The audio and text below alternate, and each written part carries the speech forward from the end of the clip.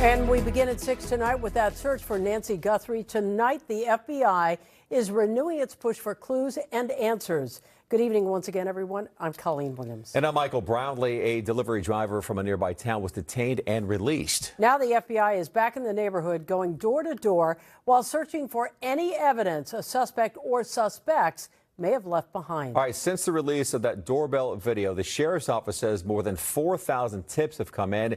They have 18,000 tips since news of Nancy's disappearance first broke. NBC4's Robert Kovacik leads our coverage tonight. He's on the ground in Tucson for us. Robert. Colleen and Michael, I would like to say that the tenor has not changed and that there is still the anticipation, but there is definitely a shift in the feeling out here. Last night at this time, 8 hours after the release of those photos by the FBI, there was a feeling that this was the break, the major break in the case. It remains that, but it was that we could have a quick resolution. Today, we have not heard from the FBI or the Sheriff's Department. They're not providing updates, and we have not heard from Savannah Guthrie and her family. What we have seen are FBI detectives scouring this neighborhood once again. They were in the brush on either side of Nancy Guthrie's property here in the Catalina foothills.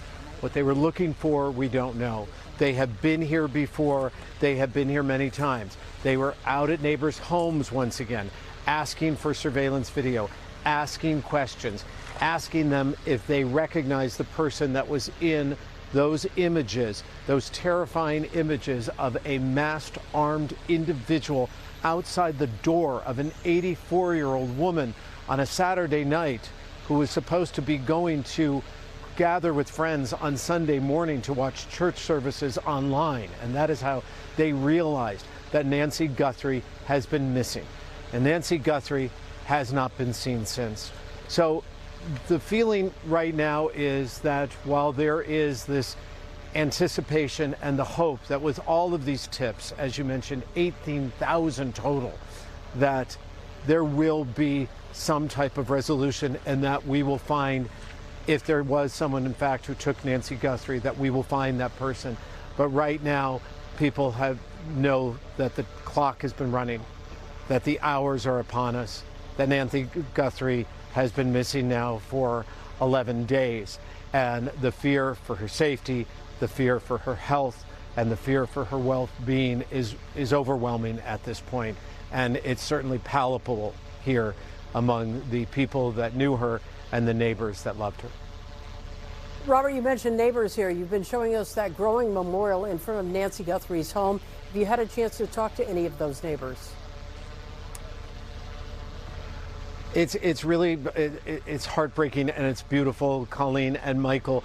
The Catalina Foothill Neighbors Association sent out an email asking everyone in solidarity to bring Nancy home safely, to tie a yellow ribbon around a pole in their front yard, and not just that, but to bring yellow roses and place them in front of the Guthrie home to show their support not only for Nancy Guthrie but for her family.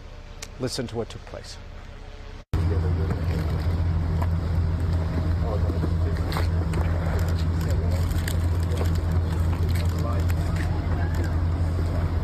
Is there anything you'd like to say? I'm with NBC here in Los Angeles. I just want her to come home safe. Thank you. Thank you.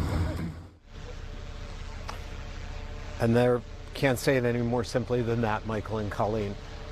They just want her to come home. We all do.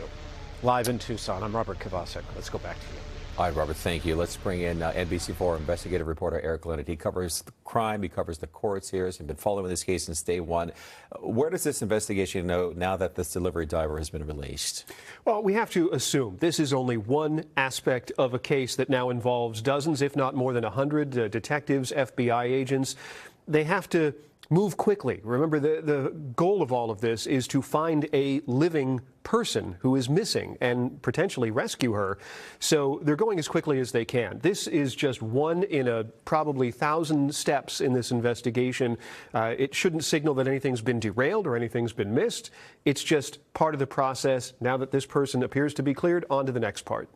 We saw the video and the pics we're looking at right now that were released yesterday morning. Is it possible there may be more video? And how does it evolve at this point? Absolutely. Remember, last week when we last heard from the Sheriff's Department and the FBI, they said there was at least one more camera inside the home. It begs the question, if they were able to dig into the servers and produce this video, have they also been able to do that with with the second camera that was in the house, possibly other cameras in the neighborhood? They now know what to look for. Also, I think that's why we're seeing this renewed physical search on the ground all over the place. They may have looked in these places before.